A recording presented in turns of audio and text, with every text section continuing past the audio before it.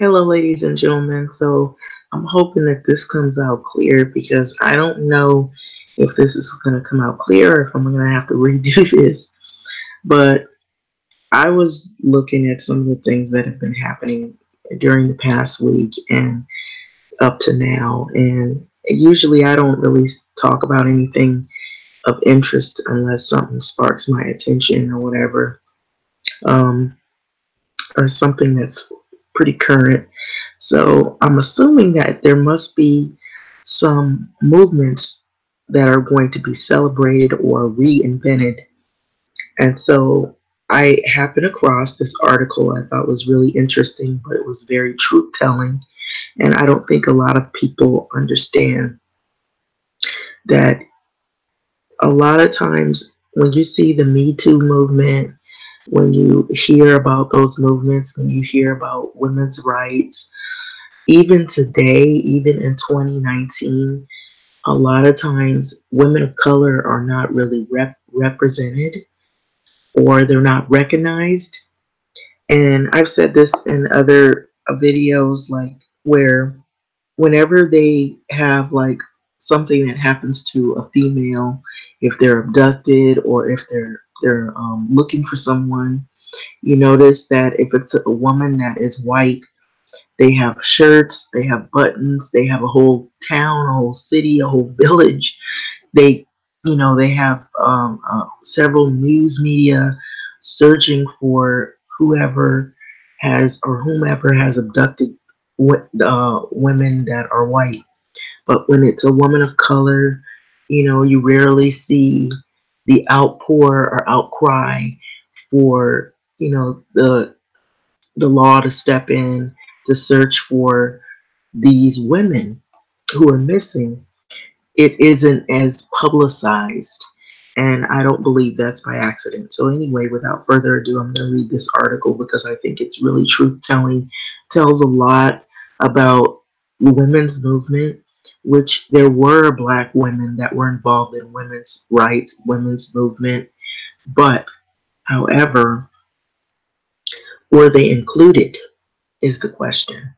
And so this article pretty much points out what has happened throughout history and also what is even happening today, I believe. Although they'll show a face or they'll have people that are representative of the women's movement that are women of color, but a lot of people in their mind, they usually, the face that's painted for women's rights usually ends up being white women. And so this is problematic. And so it's not just also a gender thing, it's also a race thing. When you look at the people who came before us who fought for women's rights, in particular, voting rights were an issue when it comes to women suffragists. And so when the suffrage movement sold out to white supremacy, so I happened across this article. This is by Brent Staples. Mr. Staples is a member of the editorial board. So I thought this was very truth telling. African American women were written out of the history of the women's suffrage movement.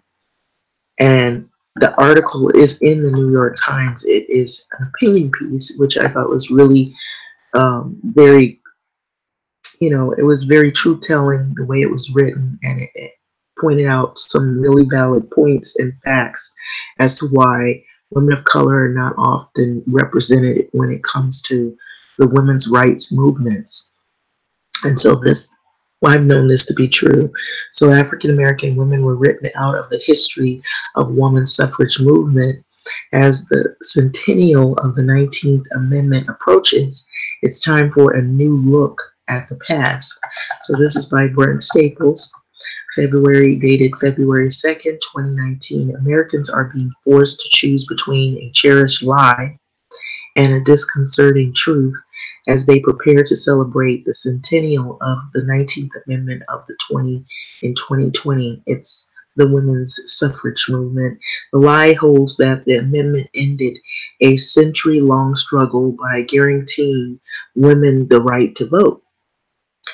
So the truth is that it barred states from denying voting rights based on gender, but granted nothing or guaranteed nothing.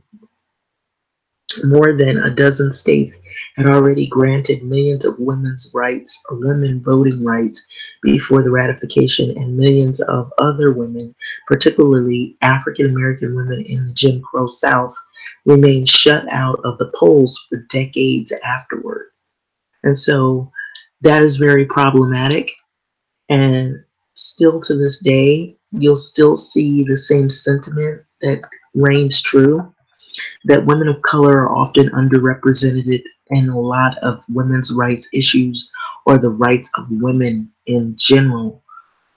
So while middle class white women celebrated their ticker tape parades, black women in the former Confederacy were being defrauded by the voting registers or registrars, or were driven away from registration offices under the threat of violence. So when black women suffragists and civil rights leader Mary Church Terrell petitioned her white sisters for help, they responded that the disenfranchisement of black women was a race problem, not a gender problem, and beyond the movement's right. So there's some sketches of the women who were African American women who were trailblazers back in the days for Black women's rights movements, but often unrecognized. So you will see women that you probably never heard of or never even seen before, unless you read about them. So Mary Church Terrell is an illustration of her right here. And so these people were people who fought for women of color's rights, black women suffragists, but you never heard of them. You never hear a lot of talk about them, and that's not by accident.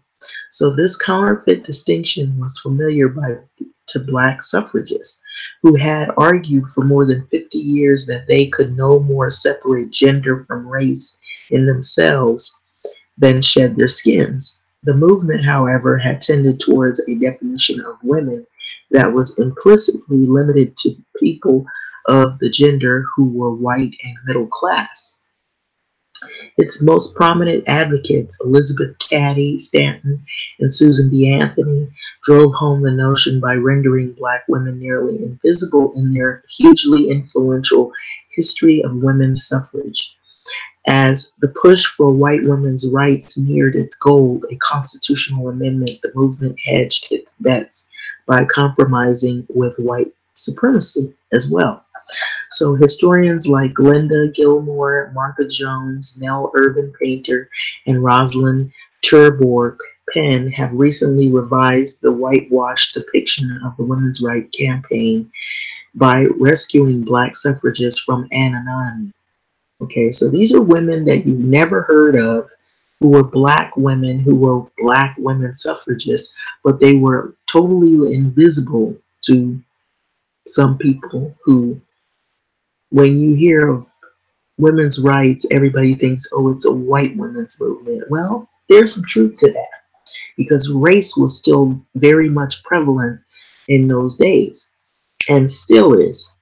So it goes on to say they have recently revised the whitewashed depiction of the women's rights campaign by rescuing these black suffragists and anonymity.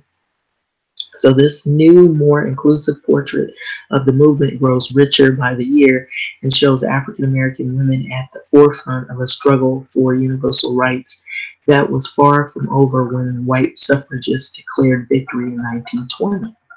So we are all bound up together. The official suffrage history reduces the poet and novelist Frances Ellen Watkins Harper to a bit player, even though she was central to the struggles for both African American women's rights and delivered what was to come to be recognized as the visionary speech of the relationship between the two at the founding meeting of the American Equal Rights Association in 1866. So a formidable intellectual, Harper had forged her ideas about universal rights in the abolitionist movement.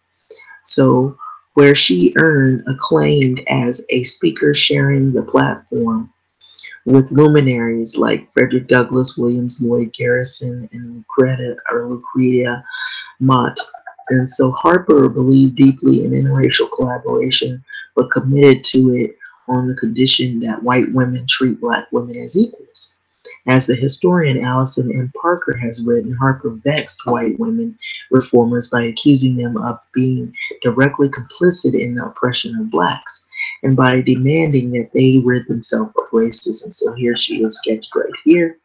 This is Frances Ellen Watkins Harper, a committed egalitarian. She balked when suffragists embraced a definition of women, quote unquote, that included only the educated and affluent women.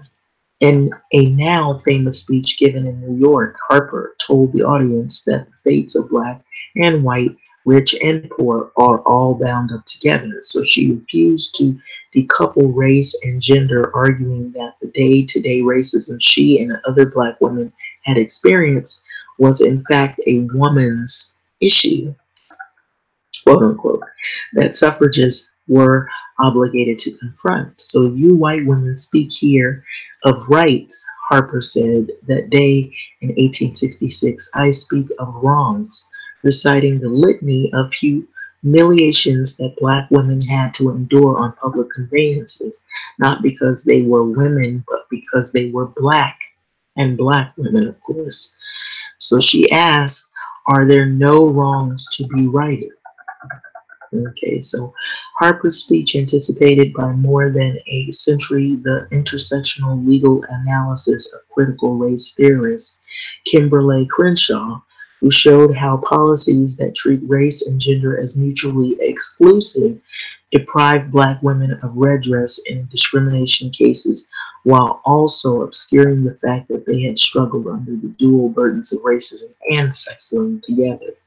So history of women's suffrage, quote unquote, draws heavily on the proceedings of the 1866 meeting, but tellingly leaves out Harper's momentous speech. So the historian Nell Irvin Painter argues that her words were too strong for white suffragist leaders who saw her polished, self-assured style as an antithetical to what they viewed as blackness. Okay, so they preferred the uneducated version of black womanhood embodied by the formerly enslaved suffragist Sojourner Truth, which you hear about them more often, or Ida B. Wells, who entertained her audiences as she imparted her ideas. So yet Harper's poise and self-possession were the norm among the affluent free-born black women who had time to engage with the suffrage movement. So, for example, sisters like Harriet Forton Purvis and Margaretta Forton, daughters of the wealthy Philadelphia sailmaker and abolitionist James Forton and his wife Charlotte, were central players or key players in the staging of the Fifth National Women's Rights Convention in their hometown in 1854.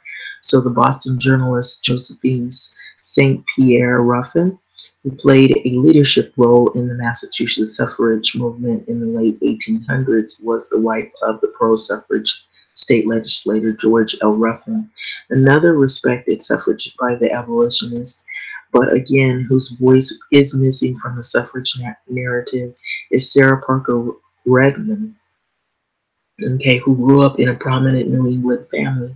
Redmond, like Harper, was a member of the American Equal Rights Association, and she was popular on the abolitionist speaking circuit and also toured the Northeast with her brother Charles in the late 1860s in support of women's voting rights. And so chroniclers of the suffrage struggle tended not to record their black peers. So let me read that again. Chroniclers, which were like journalists or writers back then on the suffrage movements back then in the struggle, tended to not record the black peers. So people or women who were black that were part of their suffrage movement were often unrecognized. Or like my title says, they were left like anonymous or left out of the the mix. And so that's why when you hear black people arguing, oh, that's a white women's movement, because race was involved in a lot of that, where they left out women of color. That doesn't mean that women of color didn't fight for women's rights of color, but they were often unrecognized and unheard of because of being a woman of color. So fortunately, the 1853 lawsuit Redmond filed against two men who ejected her from the opera in Boston for reasons of race provides a window into what she believed. The archivist Dorothy Porter Wesley writes in her study of the Redmond family that the judge issued a forceful decision fully sustaining the equal rights of the colored citizens. So we also know Redmond grew sufficiently tired of racism in the U.S. and fled to Europe, which I've heard of in some of the writings of some people that were poets and entertainers did leave the U.S. because of the racism, the prevalent racism. So while Redmond stumped for suffrage in North Charlotte, Rowland, Charleston, South Carolina, pursued the same mission in the Reconstruction era of South. So the historian Rosalind Turbord Penn lists Rowland as the first South Carolinian to serve as a delegate at the National Suffrage Convention. So in 1870 speech, rare occasion in which a black suffragist comments were set down, and she argued for women's rights under the universalist principle that denying rights to anyone endangers the rights of everyone. So we ask suffragists not as a favor, not as a privilege, but as a right based on the ground that we are human beings and as such entitled to all human rights, while we conceded that the women's ennobling influence should be confined chiefly to home and society. So we claim that public opinion has had a tendency to limit women's sphere to too small of a circle, and until women has the right of representation, this will last, and other rights will be held by an insecure tenure. So white suffragist racism last year, Chicago remained a prominent downtown street for the celebrated newspaper editor, anti-lynching campaigner Ida B. Wells, who also played as a starring role in the earlier 20th century suffrage movement. Less well known in the city today is the estimable Wells contemporary Fannie Barrier Williams, a member of the black elite who had a profound impact on Chicago during the more than 3 decades of civic and political activism. So these are people that you really don't normally hear about unless you read about them or look them up, that they had a lot to do with the women's rights movement in terms of women of color, but they were unrecognized. As her biographer, Wanda Hendricks points out, Barrier Williams broadened her influence by crossing racial lines, becoming the first black woman admitted to the Chicago Women's Club, one of the most powerful white women's groups in the country. And so she led the charge that to get black women politically engaged and worked tirelessly to open the business world to them as well.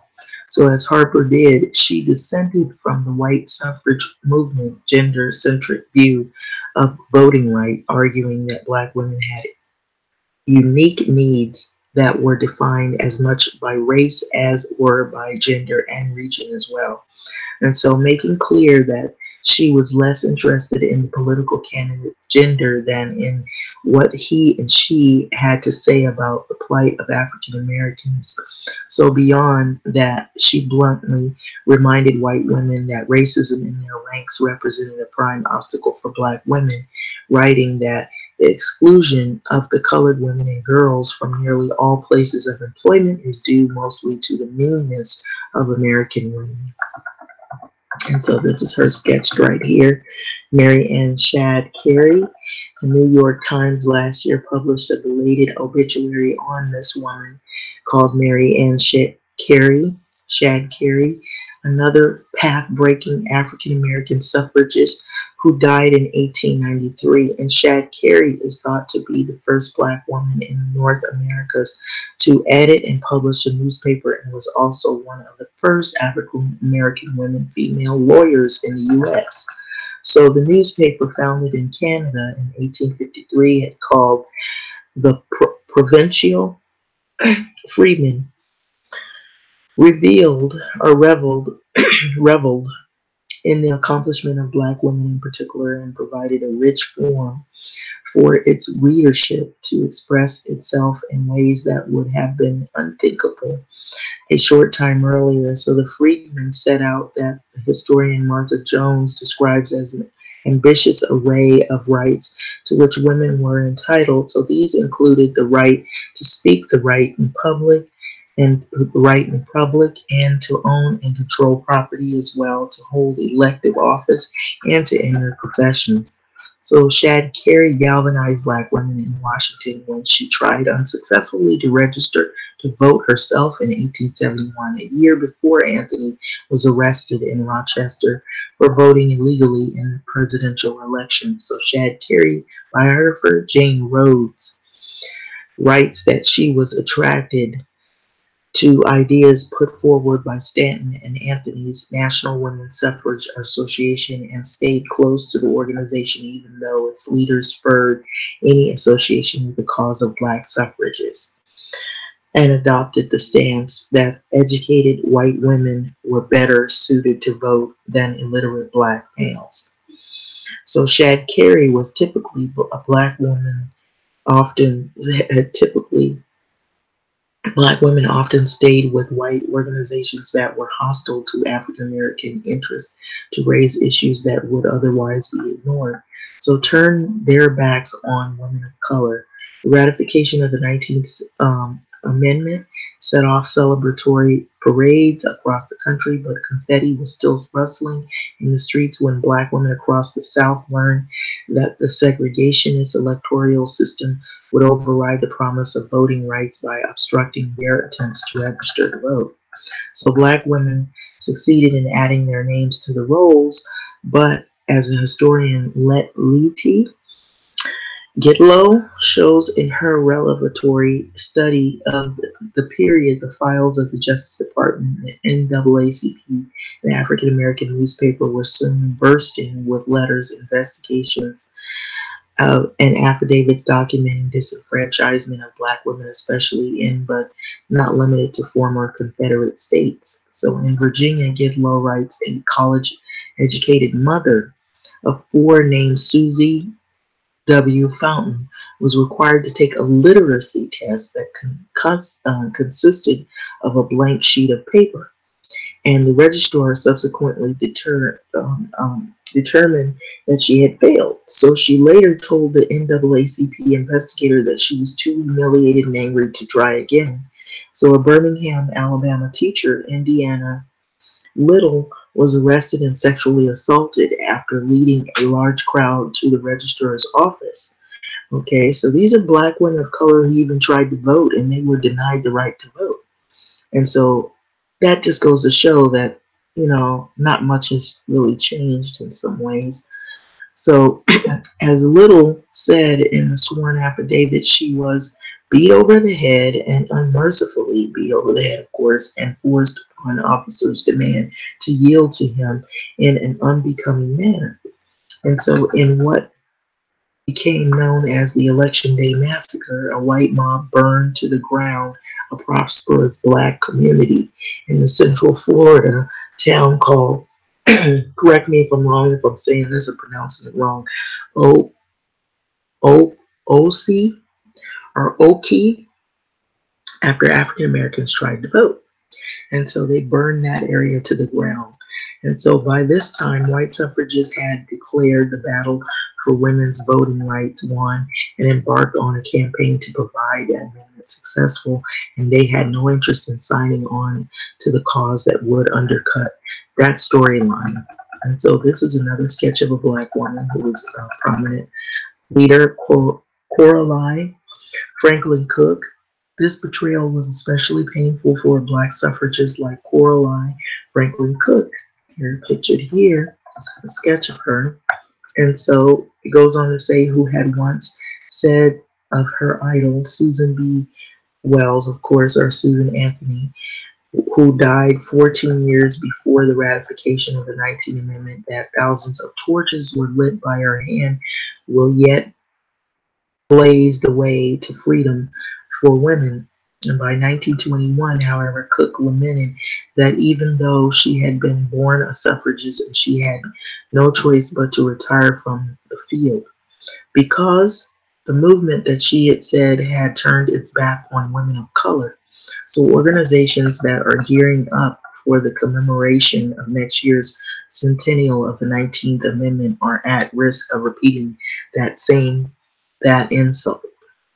So that's pretty much the article. I know it was long, so I'm sorry for that, but I thought it was pretty interesting because it really depicted some of the reasons why women of color, they did have a movement, but they were a lot of times, oftentimes unrecognized in these movements. So here's some of the sketches of the women right here. Mary Ann Shadd Carey, and some of these women you never even heard of, and it wasn't that's not by accident, because a lot of these women were left out of history in terms of being recognized for their efforts in trying to quell some of the racism that happened, or I won't even say some, much of the racism that left women of color out when it came to women's rights. And so much oftentimes you find that women of color are underrepresented when it comes to women's rights. A lot of times that's why a lot of people are making a lot of fuss, and there's a lot of commentary on the issues that we're having today, the talks we're having about the Me Too movement, and then the R. Kelly situation, and some of the other issues that are really sparking a lot of attention right now, where women of color, usually when they're in situations where it has to do with rape, or it has to do with abduction, or it has to do with women being assaulted, or women being recognized in history even, we're often left ignored or anonymous or invisible in that spectrum. So that's the reason why I brought this article. I thought it was pretty truth telling. It kind of gives you another picture as to why some people argue their point whether women of color are even recognized in the women's rights movement, because a lot of times we aren't, um, unless it's someone that is white and an affluent background. Anyway, with that being said, I'm going to let this video go. I thought that was interesting. So I don't know, this article is very recent, so I'm wondering if there's something that is coming up. Which, sure, in the beginning of the year, I know there's women's rights, women's suffrage, and so I don't know if it's a month or a week or whatever that is celebrated for women's rights movements. But even when I see like the movements, they have this movement in LA, Los Angeles downtown, and it's called Women's March. And it happens once every year, and then they have events that they hold in Pershing Square in the downtown area. A lot of people that are in the downtown area, if they're not middle class, they're usually much wealthier because they live in lofts and penthouse apartments and what have you. When I last attended the Women's March, it was very much of an eye opener. What I noticed, I did see black women, but we look like sprinkles out there. Most of the women that actually you see are oftentimes white women. The speakers, the key speakers, I think Madonna was a key speaker. A lot of times the women who speak out and who are heard the most are usually oftentimes they're not women that are black or African American or whatever. It's usually white women. And when white women speak, people listen. When it's black women talking, they're often ignored. But anyway, with that being said, I'm going to let this video go. Like, comment, subscribe. What's your feedback on this? I thought this article was really truth-telling. It really points out some things that some of us women are still struggling with today, to even be recognized in these movements, and to shed light on some of the things that we've experienced. When you have women of color, you cannot separate the two and say that it's just a gender thing. It should be. Yes, it should be. But when it comes to women of color, you have to almost put together the gender issue with racism because that is much to be discussed. But anyway, that being said, I'm going to let this video go. Like, comment, subscribe. Thanks for listening.